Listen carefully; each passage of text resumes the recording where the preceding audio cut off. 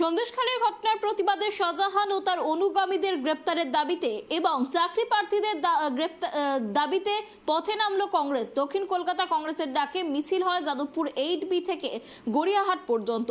প্রশাসন যদি যথাযথ ব্যবস্থা না নেয় তবে আগামী দিনে আরো বড় আন্দোলনের হুঁশিয়ারি দিয়েছেন কংগ্রেস নেতৃত্বরা।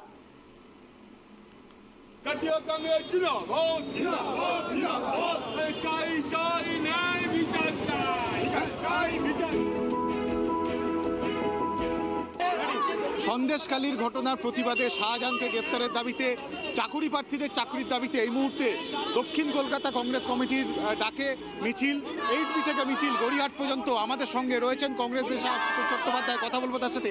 কি কারণে আজকের এই মিছিল? দেখুন, আজকে সন্দেশখালীতে ন্যায়ের প্রতিষ্ঠার দাবিতে মা বোনেদের যেভাবে অত্যাচার করা হচ্ছে, পুলিশ প্রশাসন কোথায়, রাজ্যের মাননীয় মুখ্যমন্ত্রী কোথায়, কোনো ডিরেকশন আছে? টোটালটাই ডিরেকশনলেস। একটা শুনেছি ফ্যাক্ট ফাইন্ডিং কমিটি হচ্ছে, যেটা অবশ্য ফ্যাক্টলেস। এবার আমাদের খুব প্রশ্ন একটা জাগে যে মা বোনেদের যে এত দিন ধরে যে ক্ষোভ, আজকে ক্ষোভের বই প্রকাশ হয়েছে। পুলিশের উচিত ছিল ইন্টেলিজেন্স কোথায়? মেলা খেলা উৎসবে ব্যস্ত হলে কিন্তু প্রশাসন কন্ট্রোল করা যাবে না, পুলিশকে কাজ করতে দিতে হবে। রাজ্য সরকার যদি মনে করে পুলিশকে কাজ করতে দেবেন না, তাদের কৃতদাস দলদাস বানাবেন, সেটা একটা আলাদা এজেন্ডা। তাই এসএসসি এসএলএসটি এখনো অবধি তারা রাস্তায় বসে আছে, চাকরি নেই। বাংলার ন্যায়ের জন্য আমরা রাস্তায় নেমেছি।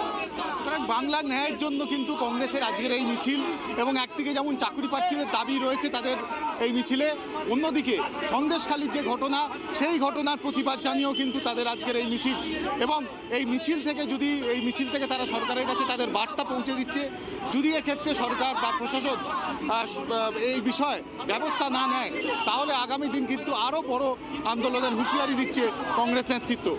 ক্যামেরায় দেবরাজ দত্তের সঙ্গে ত্রয়ন চক্রবর্তী, ট্রাইব টিভি, কলকাতা।